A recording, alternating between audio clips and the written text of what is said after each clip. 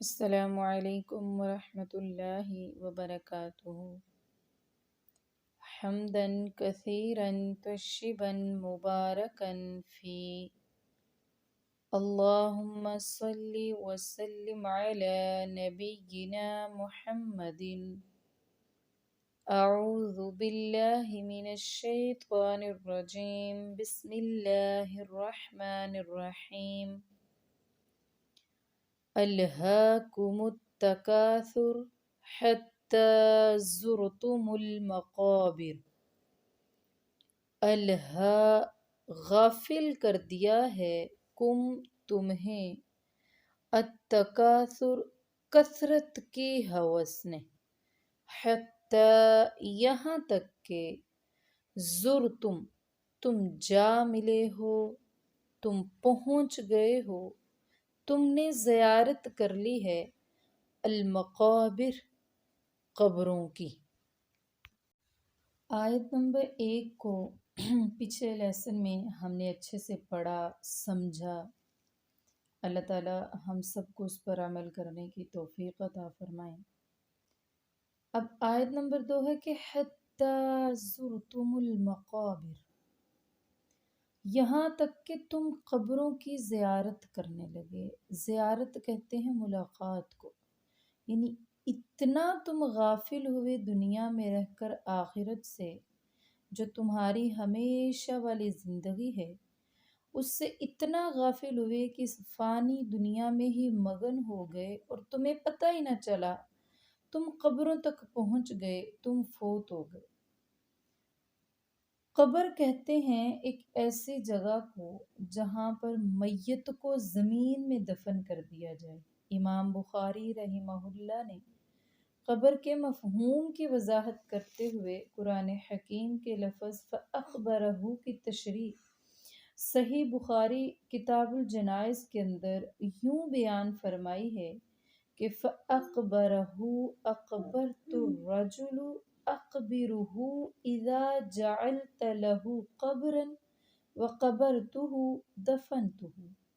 یعنی اس کو قبر میں رکھا، یعنی جب کوئی کہے کہ میں نے اس آدمی کے لیے قبر بنائی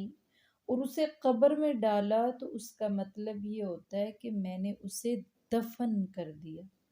قبر ایک ایسی جگہ کو کہتے ہیں جہاں پر انسان کو دفن کر دیا جاتا ہے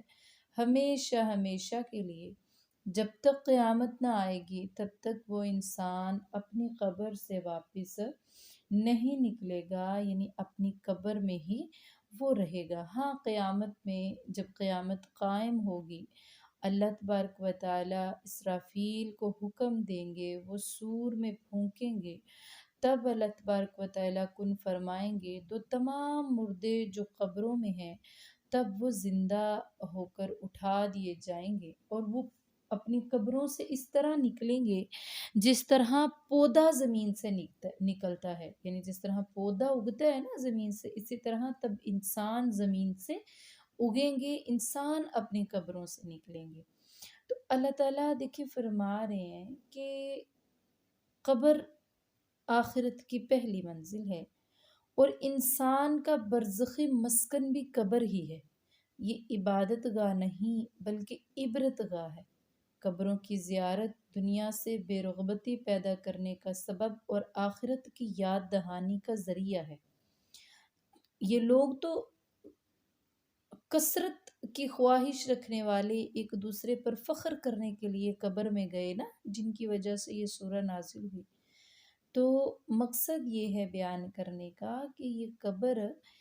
کوئی بھی کثرت پر خواہش کرنا، فخر کرنا، غرور کرنا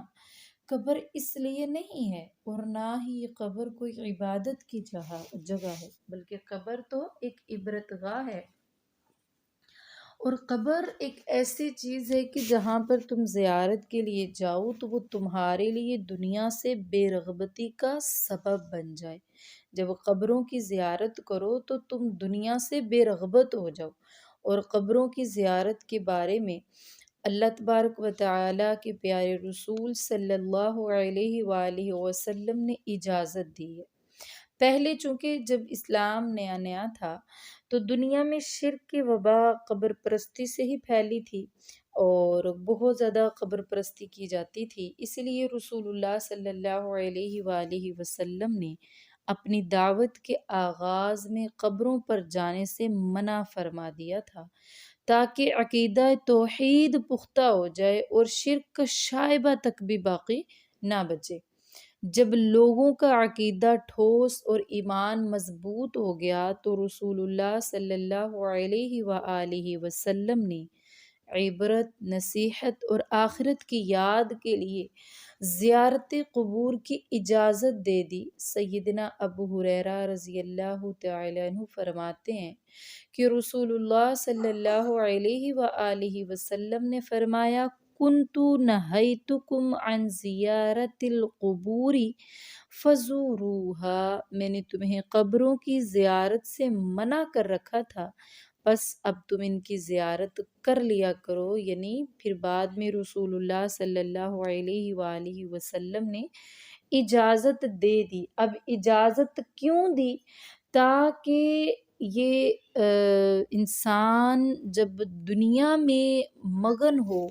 اور پھر وہ کبھی نہ کبھی قبروں کی طرف جائے، ان کی زیارت کرے، تو اس کو اپنی موت اور آخرت یاد آ جائے، یہ بات یاد آ جائے کہ اس کو بھی ایک دن مرنا ہے اور یہاں پر آ کر دفن ہونا ہے۔ جیسا کہ صحیح مسلم شریف میں ہے کہ آپ صلی اللہ علیہ وآلہ وسلم نے فرمایا، فزور القبور فإنها تذکر الموت، تم قبروں کی زیارت کیا کرو کیونکہ یہ قبروں کی زیارت موت کی یاد دلاتی ہے، ان سے آخرت یاد آ جاتی ہے۔ انسان کو اس چیز کا پتہ چل جاتا ہے کہ جس طرح یہ میرے دوست احباب آج قبروں میں پڑے ہیں، جو کل میرے ساتھ زندہ ہوتے تھے، میرے ساتھ دنیا میں مگن تھے، آج یہ اس قبروں میں سو رہے ہیں، مجھے بھی ایک نہ ایک دن واپس اسی قبر میں، اسی مٹی میں ہی آنا ہے، تو وہ انسان ضرور آخرت کی تیاری کرے گا۔ تو مٹی سے بات نکلی، ایک بات کی وضاحت کر دوں کہ رسول اللہ صلی اللہ علیہ وآلہ وسلم کا فرمان ہے، انسان کو جب پیدا کیا جاتا ہے اللہ تبارک و تعالیٰ اس کی ناف کے نیچے مٹی لگاتے ہیں، جس جگہ کی مٹی ہوتی ہے نا اسی جگہ پر وہ انسان دفن ہوتا ہے۔ آپ خود سوچیں، کبھی کبھی ایسا ہوتا ہے کہ کوئی انسان کسی دوسرے دور دراز ملک کا ہے لیکن وہ کہیں اور فوت ہو جاتا ہے، اس کو دفنایا کہیں اور جاتا ہے، یا پھر ایسا بھی ہوتا ہے کسی دوسرے علاقے، دوسرے شہر میں پیدا ہوا، زندگی کسی اور شہر میں گزاری، موت کسی اور شہر میں آئی، لیکن کہیں ہاسپٹل داخل تھا یا پھر جہاں پر پرانی قبریں بنتی چلی آ رہی تھی اپنے آبا و اجداد کی یا کچھ نہ کچھ، تو وہاں پر جا کر اس کو دفن کیا جاتا ہے۔ تو اس کا مطلب کہ جہاں پر انسان کو دفن کیا گیا ہے اس جگہ کی مٹی کو اللہ تبارک و تعالیٰ نے انسان کی ناف کے نیچے لگایا ہوا ہوتا ہے، اور یہ بالکل صحیح حدیث ہے، اسی طرح ہوتا ہے۔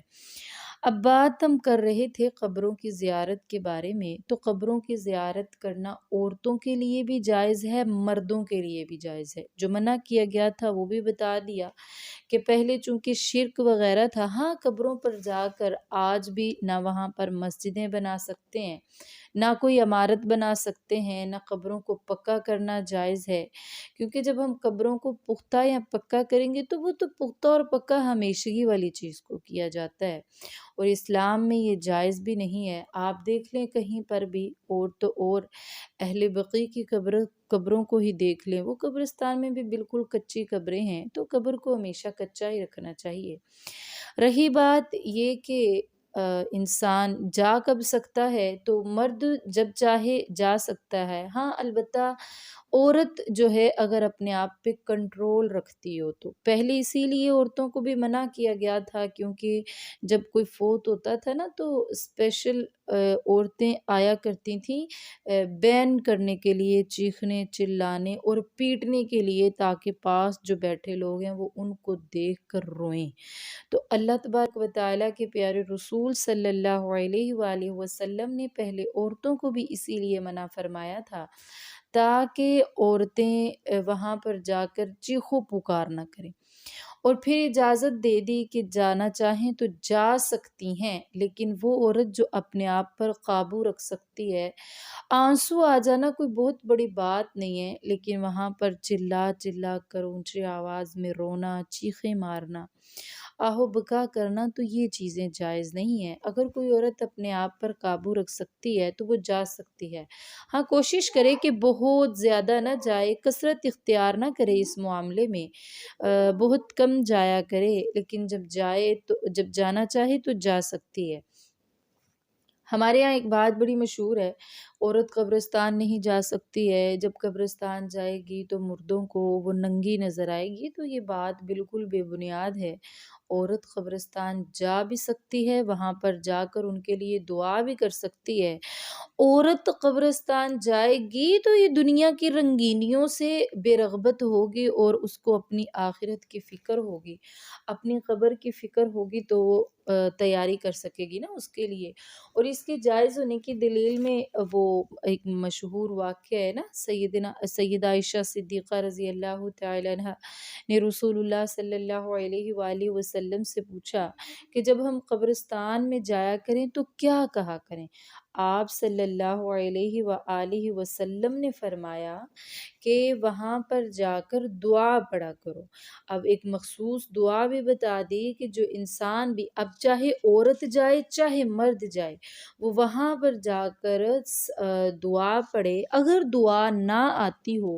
انسان کو وہ دعا یاد نہ ہو، تو وہ اپنی زبان میں بھی اس دعا کا جو معنی اور ترجمہ ہے، اس میں بھی وہ کلمات ادا کر سکتا ہے اپنی زبان میں بھی۔ اور جو دعا رسول اللہ صلی اللہ علیہ وآلہ وسلم نے سکھلائی وہ ہے کہ السلام علیکم اہل الدیار من المؤمنین والمسلمین وإنا انشاء اللہ بکم للاحقون نسأل اللہ لنا ولکم العافیہ، یعنی سلامتی ہو اے مومن اور مسلمان گھر والو، تم پر سلامتی ہو، ہم بھی انشاءاللہ تمہارے پاس آنے والے ہیں۔ ہم اللہ تعالیٰ سے اپنے اور تمہارے لیے عافیت کا سوال کرتے ہیں۔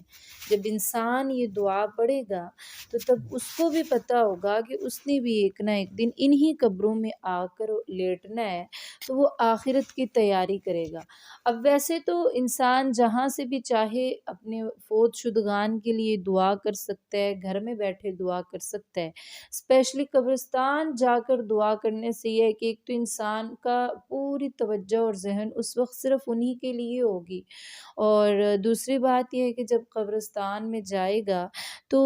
دل بہت زیادہ خشوع خضوع اور عاجزی اختیار کر لے گا۔ تو انسان کو چاہیے کہ وہ ضرور جائے اور اپنے عزیز و اقارب کی قبروں پر ضرور جائے۔ اللہ تعالیٰ نے اگر والدین